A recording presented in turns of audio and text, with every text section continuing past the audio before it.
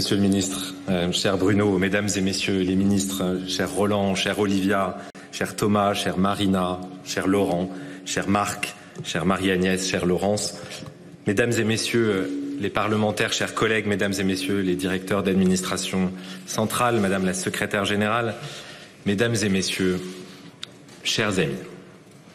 C'est avec une immense émotion que je prends mes fonctions aujourd'hui.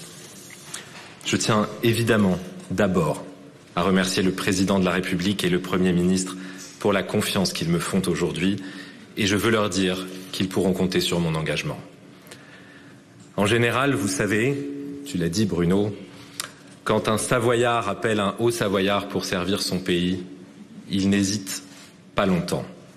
Et en particulier pour ce beau ministère, ce magnifique ministère que je retrouve et qui m'a tant appris. Ce ministère, c'est avant tout celui des Français. Ce ministère a porté parmi les plus grandes réussites de la dernière décennie et je veux évidemment saluer l'action de Bruno Le Maire, ton action, cher Bruno.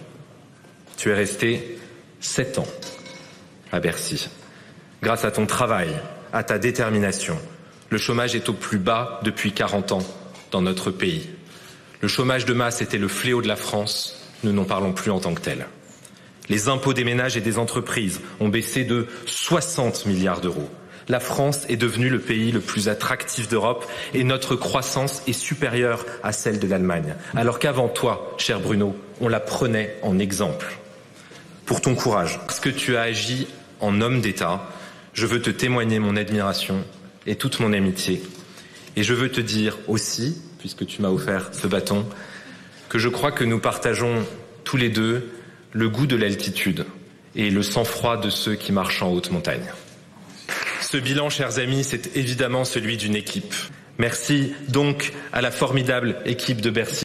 Et face à de telles réussites, et j'aurais pu en citer beaucoup d'autres, je mesure la chance que j'ai d'hériter d'un tel bilan. Cependant, je mesure aussi l'ampleur. Le fait est que dans le monde libre, Europe, Amérique, Asie, Afrique, nous venons au 3e rang pour ce qui est de la valeur de notre produit national brut. Il y a devant nous à cet égard que les États-Unis et l'Allemagne. Nous venons au 2e rang après les États-Unis. Mais avant, l'Allemagne, l'Angleterre, l'Italie, le Japon, etc., pour ce qui est de la valeur de ce revenu national par tête d'habitant, ce qui donne aussi la mesure de notre niveau de vie, lequel a augmenté en moyenne depuis 8 ans de 50%. Le fait est que le taux d'accroissement de notre productivité est annuellement en moyenne de 4,5%, ce qui est moins qu'au Japon et en Italie, ce qui est autant qu'en Allemagne, mais ce qui est plus qu'aux États-Unis et en Grande-Bretagne.